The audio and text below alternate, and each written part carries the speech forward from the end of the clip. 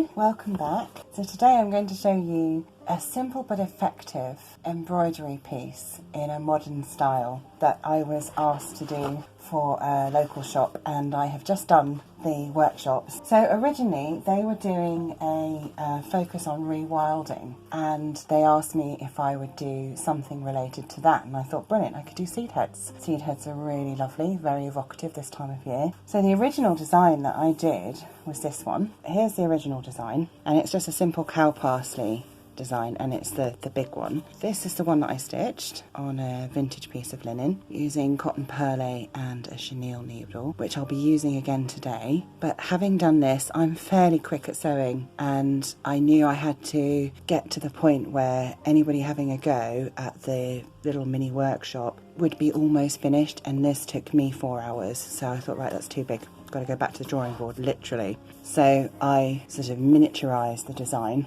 and did a trial piece, and this is it here, and I'm going to show you how to do it today. Very little equipment needed. You'll need some sort of embroidery hoop, a needle suitable for the type of thread and the type of fabric. So in this instance I'm using a cotton perle, which is thicker than standard cotton. So there you go, you can see that there. It's hard to get this through standard embroidery needles, hence the reason I'm using a chenille needle, which looks like this. So it's kind of quite short, it's got a bigger eye, and it's sharp. So this is much more suitable for this type of thread, and then using this type of linen as well. So that's pretty much all you need, as well as some sort of marking implement that will wash out. So on here, I don't know if you can just see a tiny little bit of chalk marker, and I am using a Prim chalk marker. There's all sorts of different ones that you can use, and if you haven't got one of these, don't worry, you could use just a normal graphite pencil, but you probably would have to wash that out. This will fade quite quickly. It'll stay there long enough to stitch it, and then, you know, it's pretty much gone. So let's get started and I'll show you what to do. So it's important when you start to at least draw it out on a bit of paper first, and the reason for doing that is when you come to mark out your fabric, unless you're very lucky and you have a light box, you're going to have to freehand this onto fabric if you're using a densely woven linen, which I am. The easiest thing is to do this, and I mean, look at this, this is like spider drawing. It's not, you know, it's really not complicated. This develops like a little bit of muscle memory, so that once you've sort of had a go on a bit of paper, when you come to put your fabric in, you know, in the hoop and everything and start drawing it out, you can be a little bit more confident and realise how simply it goes together. So these denote straight stitches and stem stitch, and then I'm just doing some little loopy shapes. These are the actual seeds, and then I've got look here, this is the Concise British Flora in colour, which is the W. Keble Martin, which is absolutely brilliant. It's really good for identifying stuff as well. So I've taken this bit, and this is the cow parsley. That's the flower head that I drew earlier on, and then this is the seed head. So you can see there's like these tiny little ears almost on each bit. So we're just going to do a little running stitch when we come to that bit, and then if we do a long skinny lazy daisy stitch down here, we can make the little leaves, and then there's little straight stitches in here, and we can put some French knots on, and you can see straight away it's starting to look like a seed head. And the main thing about this kind of design is it's all of the different seed heads, you know, all the different bits all together will make it convincing.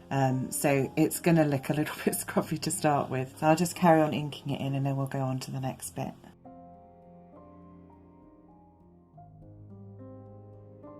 So the first thing we need to do is get the fabric in the hoop ready to put it under some tension to draw on it a little bit. So we're going to put the fabric in upside down compared to what we would normally do. So that's the front there, and that's the back. So what I'm going to do is put it in this way, so the front's facing underneath there, and then I'm going to put the hoop on. I'm just going to tighten it up a little bit, and then turn it over, and then it's holding it under tension a bit. I might just tighten it up a bit just by very gently easing some of the fabric through. You don't even need to worry about it running true to the grain or anything. It's so modern. And then take your picture. So here's mine. I'm just going to use that as a reference. I'm going to try and get it so you can see both things. So we literally just need to give an indication of what we're doing. So I'm going to start with this stem line. I'm going to start down here and just do a little bit of a curve. Really, it doesn't need to be any more than that. And then I'm going to take a little line off here. I'm going to do one there. There's a short one and there's a long one. Then there's a shorter one and there's another short one there, and then the last one there. So we've done that. Don't worry, it'll look fine. The next bit of marking we need to do is just do 3 or 4 little frondy bits coming off the end of these, like little fingers. They don't have to be massively accurate. If you're using a thick chalk marker like this, you might only get 3 on. Just remember you need to stitch a 4th one in. I'll show you what I mean when we get to that. So just mark those in. I'm using orange because it shows up quite well. It shows up well for the camera and it shows up well in real life as well.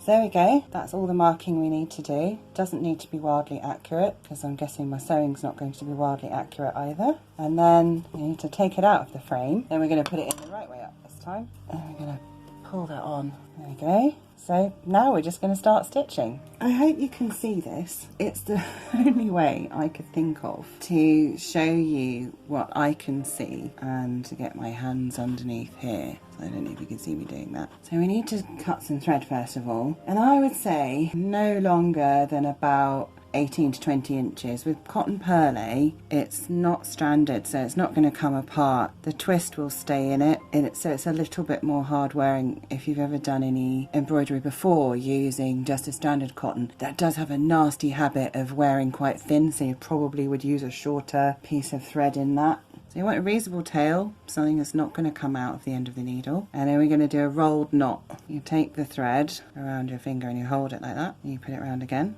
And you hold it quite firm, and then you roll it off. Can you see that? Roll it off your finger and pull it.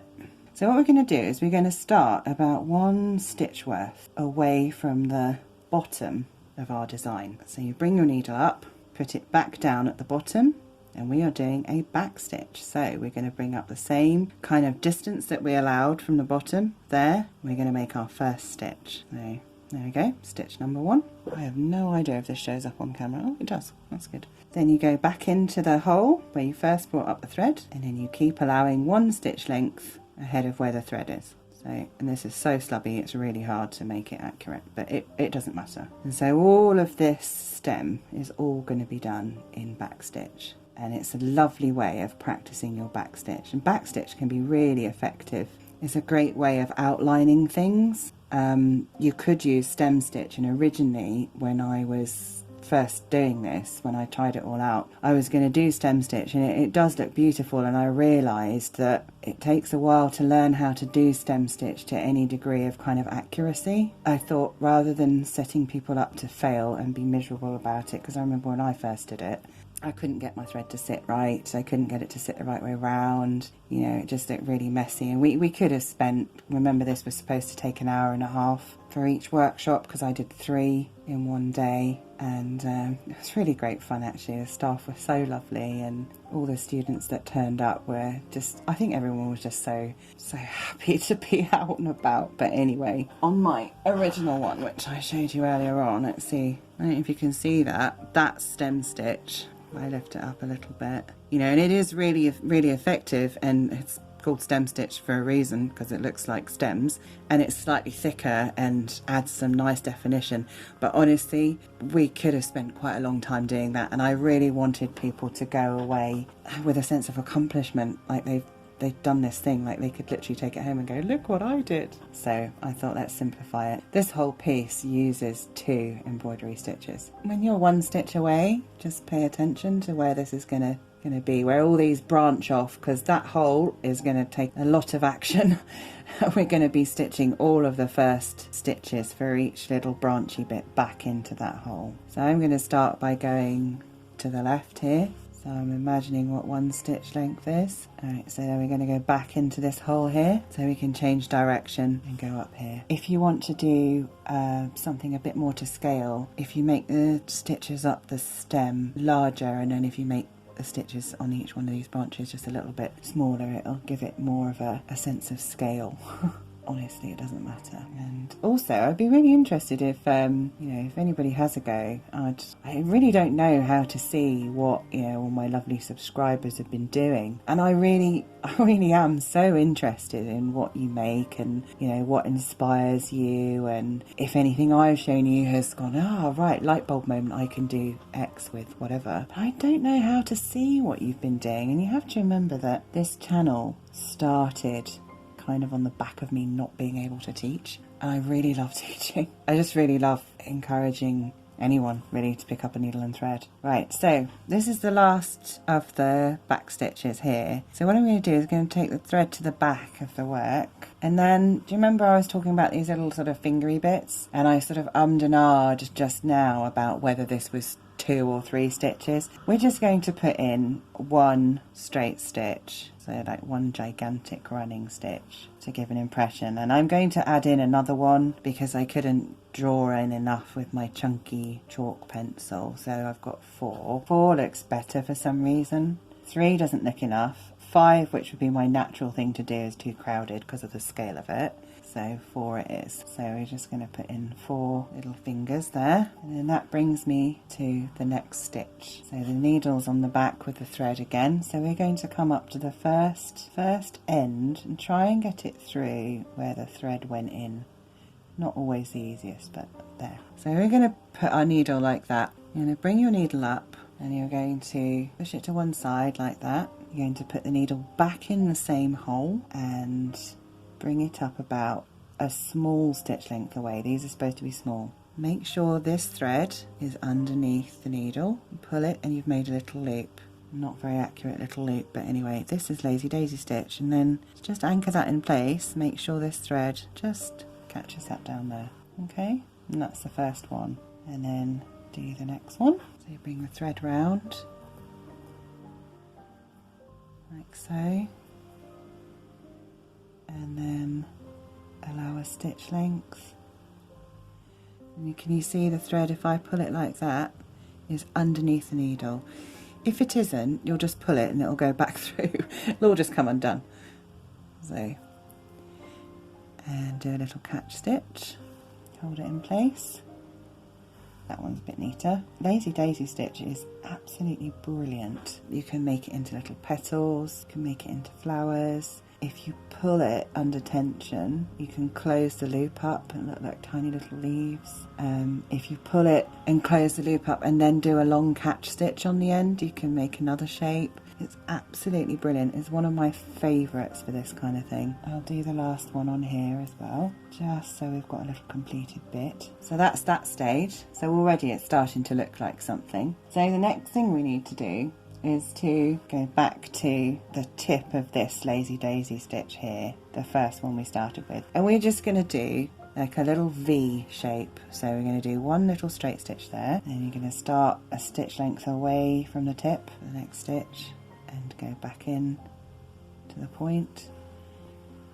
And there's a little V. It's a bit scruffy, but it doesn't matter. I mean, when did you last see a cow parsley seed head that was neat? So there's the next one. I can't believe how simple but effective this is. I really enjoyed doing several different designs, but this was the one I liked the most. This was the most effective, I thought. I did do a dandelion clock, but I scribbled it on a bit of paper and I can't find it. So I'm sure I could do it again. Now I've got all the little ears on, and then we need to do some seed stitches, which are just like single stitches. Basically, there's lots of single stitches that you could do, you know, like a long stitch here and then like these little small ones, and then if you do an unattached stitch like this, a short one, I'll show you just randomly, that's a seed stitch. And then we're just going to put some of those in here just to give it a bit more depth, as though there's some more bits behind it. And you could go as mad as you like with these. You can put in dots if you want to, just don't join them together. Now the very last thing we need to do is we're just going to do some individual lazy daisy stitches here, and I'll show you on this blue one. So I don't know if you can see all of these bits here. Those are just lazy daisy stitches, and they're all pointing downwards just to add the last bit in. So again, you come up in this starting point here where the little finger branches happen, and then this is going to be quite difficult for me because it's the wrong way around and I can't turn my hoop. But you're going to do the same thing again, a lazy daisy stitch. These are slightly longer and slightly more kind of stretched. So like that, with a little bit of a longer catch stitch. And one of them on this design will end up sitting over the stem. I tried doing it without that, but it didn't look right. It's fine. You can't tell the stem's underneath it until it's not underneath it, if you see what I mean. So we have the stem, the first little branch, and then the little seed head bit. And we've done back stitch and lazy daisy stitch. And if you carry on doing that across all of your markings, you will end up with something that looks like that, or something that looks like that. Obviously I had to sit and demonstrate this quite a few times. I also did this one, and even did some scratty writing there. I just wanted to do some like big writing. What I was going to say earlier on is I'd love to know what you're going to use yours for. Obviously I have quite a few demonstration pieces now, so I was thinking how cool it would be to make this into a patch, like if you had a skirt or something and you wanted to make like a patch pocket, or if you've got a linen dress, you know, you could use this as a border all the way around the hem. I just thought that would be so interesting. Or you could leave it in a frame. I mean, tidy it up a bit, leave it in a frame and just hang it if you wanted to. I guess you could also use it as the front of a bag. So I just realised I need to show you how to finish off the back. So when you've finished doing as much as you can, but without a ridiculous short tail like that, the way you finish it off is you literally just thread it through. You do some stitches. You're not going through to the front, you're literally threading the needle through underneath the thread, sort of between the fabric and the thread. Let's get it around here. I like to do long tie-offs. I hate things coming undone, and I'm the same in quilting as well. I'll do a long tail and everything. Right, and I'm going to try and do a little knot here, if I can get the needle back through there, and then I'll just do that again, and then we're finished off there. Okay, and then you just start another piece of thread, and to go up this branch here, you would start one stitch length away from the center, exactly the same as here. So I hope you have a go, and let me know in the comments how you get on. I'm still thinking of doing Patreon. If you'd like to support the channel further, I have a Ko-fi link in the description or on my about page, and I will update my about page. I will write more stuff, and I'm trying to post more on Instagram, but thanks for everybody that started following me. It's really nice. I'm a bit of an introvert and a little bit shy, so I will try and answer comments and things. On YouTube I'm okay, somehow it's different. But yeah, if you like the channel, please subscribe to it and like the videos, comment, all of that kind of thing. It's really great to be back after my little unofficial break, and I'll see you really soon, because I have to put up that second video about the quilt, because I promised everyone, oh, if you start it now you can have it finished by Christmas. I will be back really soon. It's probably going to be a week. Thanks so much for joining me today, and I'll see you all again soon. Okay, bye.